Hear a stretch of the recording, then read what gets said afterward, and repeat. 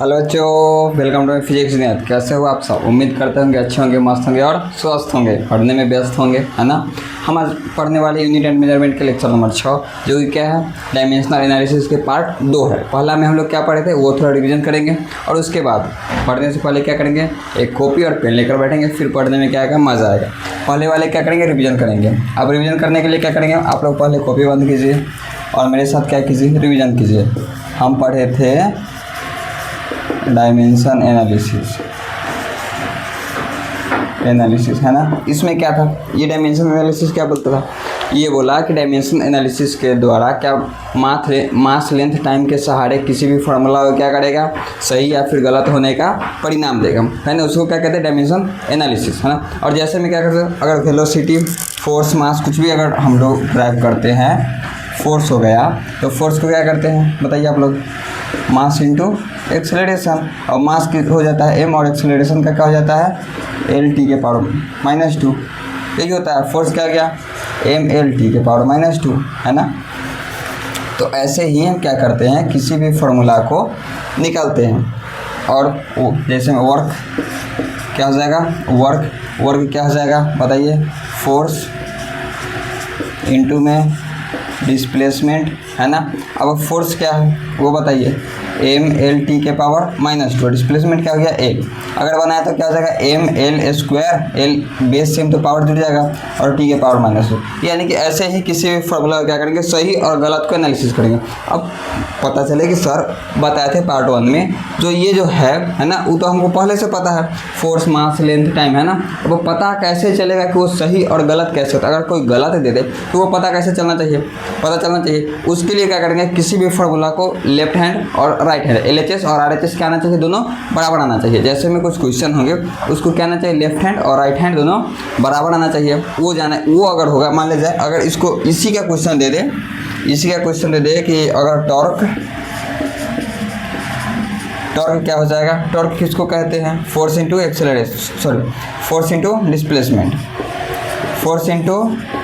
Displacement, है ना।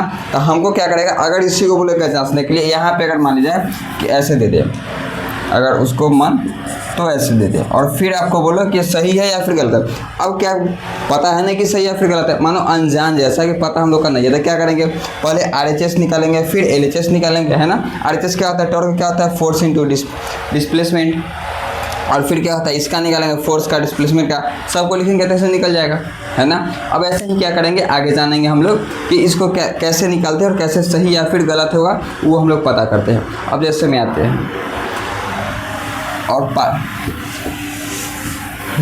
तो आज हम लोग जानेंगे सही या फिर गलत का, है ना।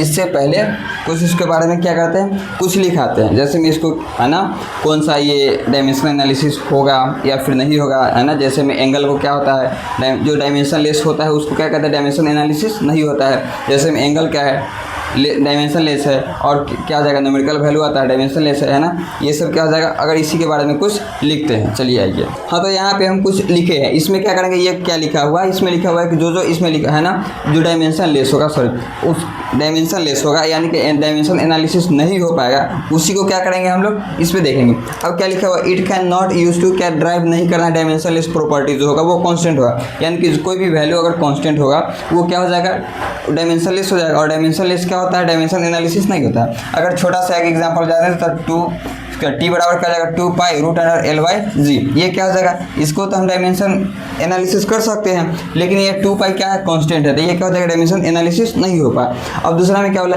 इट कैन नॉट ड्राइव, यानी कि कौन सा ड्राइव नहीं, डायमेंशन लेस फंक्शन जो है लाइक, यानी कि angle sine theta cos theta, अगर मान लिया जाए कि साइन 90 के मान बोलेगा 1, यानी कि कुछ भी का मान बोले, साइन 45 का मान बोलेगा 1/√2, यानी कि कोई भी ऐसा, है ना, मान हो जाएगा, वो क्या हो जाएगा कि अगर कोई भी एंगल दिया हुआ है वो क्या हो जाएगा, डायमेंशन लेस हो जाएगा। और डायमेंशन लेस क्या हो जाता है, डायमेंशन एनालिसिस नहीं हो पाता है ना। और उसके बाद जानेंगे तीसरा नंबर क्या बोला, इट फिजिकल क्वांटिटी जो है डिपेंड कहाँ करता है, दो फिजिकल क्वांटिटी पे ऑब्सेट, यानी कि एगो फिजिकल क्वांटिटी में दो अगर यूनिट फिजिकल क्वांटिटी का दिया हुआ रहेगा तो उसमें क्या करेंगे, वो डायमेंशन लेस हो जाएगा, ठीक है, डायमेंशन एनालिसिस नहीं हो पाएगा। यही बोला है, डिपेंड्स कहाँ किया है, दो फिजिकल क्वांटिटी पे, ठीक है। अब अगला क्या बोला है, इट कैन नॉट ड्राइव, यानी कि ड्राइव नहीं होगा का चीज फॉर्मूला। सो क्या बोला, विच हैव क्या बोला है, पॉजिटिव और निगेटिव, यानी कि कोई भी फॉर्मूला में पॉजिटिव और निगेटिव दिया हुआ रहेगा तो वो ड्राइव नहीं होगा।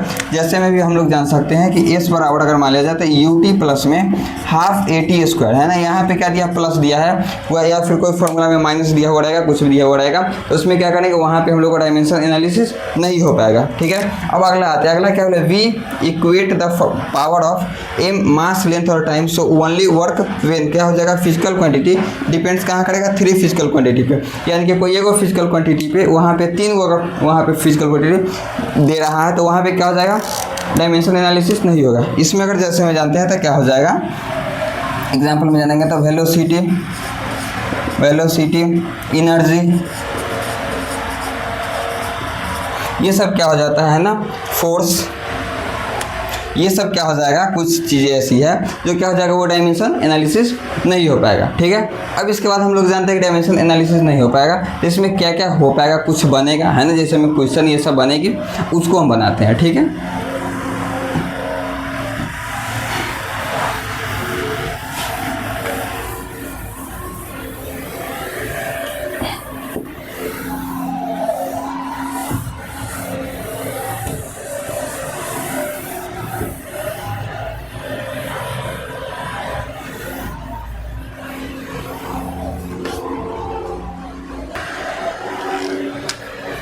अगर इस हम क्या करते हैं, कुछ क्वेश्चन लिखते हैं। अगर क्वेश्चन बोल दिया कि चेक है ना, इफ गिवन कर फॉर्मूला है ना, formula correct if incorrect then right the correct formula है ना, करेक्ट फॉर्मूला, यानी कि कुछ क्वेश्चन देगा, इसमें क्या करेंगे हम लोग, उसमें जानेंगे कि सही है या फिर गलत है। अगर गलत है तो उसको हम सही कैसे कर सकते हैं, ठीक है। अगर मान लिया जाए कि पहले फॉर्मूला अगर हम बता दूं तो अगर क्वेश्चन दे दिया ई बराबर क्या हो जाएगा, mc स्क्वायर, ये क्या हो गया, ई से क्या हो जाएगा, एनर्जी, ई बराबर एनर्जी हो गया, m से क्या हो जाएगा, मास हो जाएगा है ना, और c से क्या हो जाएगा, क्या हो जाएगा, speed of light, speed of, हम क्या बोले कि अगर किसी भी फॉर्मूला को चेक करने के लिए हम क्या देखते हैं, राइट, यानी कि LHS बराबर RHS आना चाहिए है ना। अगर देखेंगे तो इसमें LHS क्या है, एनर्जी है, और इधर में क्या है, mc स्क्वायर यानी कि मास, और स्पीड ऑफ लाइट का क्या हो गया, स्क्वायर दे दिया। अगर इसको हम बनाते हैं तो क्या हो जाएगा, एनर्जी, अगर इसको LHS है ना और इसको RHS, पहले हम क्या करते हैं, LHS बनाते हैं। अगर LHS हम इसको सॉल्व करेंगे तो क्या आ जाएगा, एनर्जी को क्या कहते हैं, वर्क, ठीक है, और वर्क को क्या कहते हैं, फोर्स इनटू डिस्प्लेसमेंट, यही बोलते हैं। फोर्स क्या हो जाता है, ml/t के पावर -2, और डिस्प्लेसमेंट क्या हो जाता है, l, यानी कि वर्क क्या आ जाएगा, ml² t के पावर -2, ठीक है। ये LHS आ गया। अब RHS देखते हैं। अगर RHS देखते हैं, RHS में क्या आना चाहिए है ना, mc स्क्वायर। अब m है तो m, c यानी कि स्पीड ऑफ लाइट क्या हो जाता है, l/t, और पावर में स्क्वायर है तो स्क्वायर। अगर इसको सॉल्व करो तो m है तो m l² बटा में t स्क्वायर, ठीक है। क्या जाएगा, m है तो m l² जैसे के तैस, और नीचे से t जाएगा तो ऊपर में क्या जाएगा, t के पावर -2, ये हो गया है ना। और बना सकते हैं, और जैसे में क्या हो जाएगा,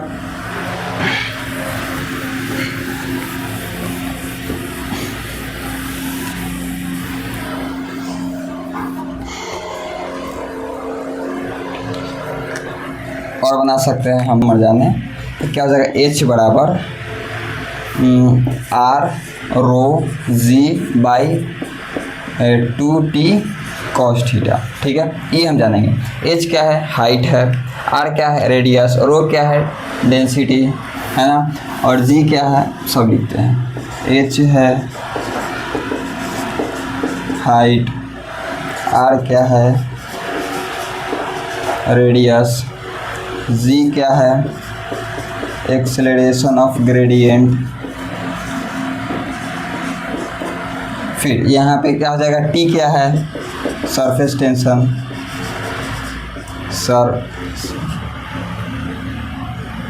सरफेस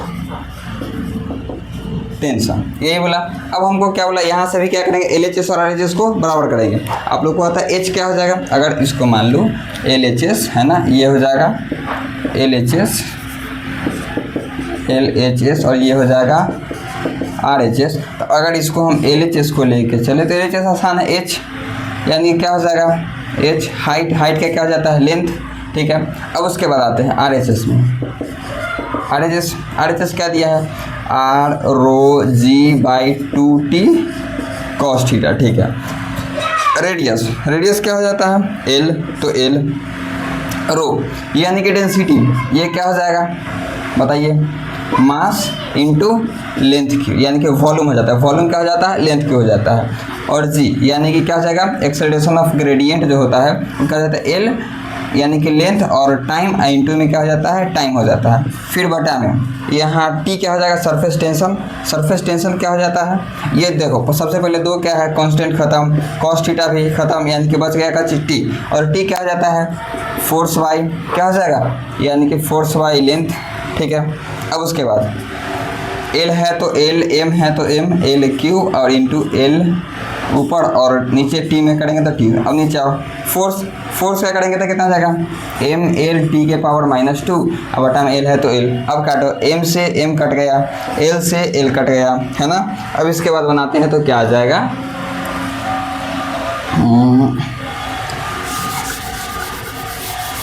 इसके बाद बनाते हैं हम लोग, तो यहाँ पे क्या बचेगा, L M खत्म, ऊपर L बच गया, ठीक है। नीचे L क्यू है तो L क्यू, और यहाँ पे t⁻² है तो 2। अब देखो ये जाएगा तो ऊपर पलट जाएगा, है ना, भाग से गुना में जाएगा तो पलट जाएगा, L नीचे है तो ऊपर, नीचे क्या बचेगा, t⁻², बेस सेम, पावर क्या हो जाएगा, खत्म, है ना, बेस सेम तो पावर जुटेगा, यानी कि प्लस माइनस खत्म हो जाएगा। L में L से मल्टीप्लाई तो L² और बटा में LQ, काटेंगे तो कितना हो जाएगा, 1/L। अब देखो यहाँ पे क्या आ गया, यहाँ पे देखो तो यहाँ पे हाइट का यानी कि LHS आ गया L, है ना, और RHS 1/L आ गया, तो क्या हो जाएगा, फार्मूला गलत हो जाएगा, यानी कि जो फार्मूला लिखा हुआ है वो क्या लिखा हुआ है, गलत लिखा हुआ है। अगर इस अब क्या बोला, इसमें फार्मूला हम सही कर सकते हैं, वो दोनों तो क्या था, सही था, LHS बराबर RHS आ रहा था, लेकिन यहाँ पे क्या किया, वो गलत हो गया। अगर इसको सही करूँ तो क्या करना पड़ेगा बोलो। अब देखो यहाँ पे L है, यहाँ पे 1/L है ना। अगर इसको L लाने के लिए क्या करना होगा, क्या इसको पलट दे, यानी कि L को ऊपर 1 को नीचे ले जाएंगे तो हो जाएगा। अब इसको पलटने के लिए क्या है, RHS है, तो क्या हम RHS को पलट कर इसको हम ऐसे लिख सकते हैं, 2t cos थीटा ऊपर चला जाएगा और नीचे में क्या जाएगा, r रो और g, है ना। इसको लिखेंगे तो क्या आ जाएगा, अगर हम लोग इसको अगर पलट दूँ तो अगर फिर हम निकालिएगा आप लोग तो क्या आ जाएगा, L ऊपर आ जाएगा, यानी कि फार्मूला इसका ये न होकर ये वाला फार्मूला होगा, ठीक है, आया समझ में। अब इससे और मज़ेदार बताओ, जब अगर मान लिया जाए कि अभी आप लोग क्या पढ़ रहे हैं, फर्स्ट चैप्टर, अगर और तो आगे बहुत सारा फार्मूला है, कोई तो पढ़े नहीं है, अगर कोई भी फार्मूला नहीं पढ़े हैं फिर भी किसी फार्मूला को निकालने के लिए एक बताते हैं अंदाज, नया ट्रिक, है ना, वो ट्रिक नहीं क्वेश्चन है ना, वो क्वेश्चन क्या बताते हैं, ठीक है, आइए।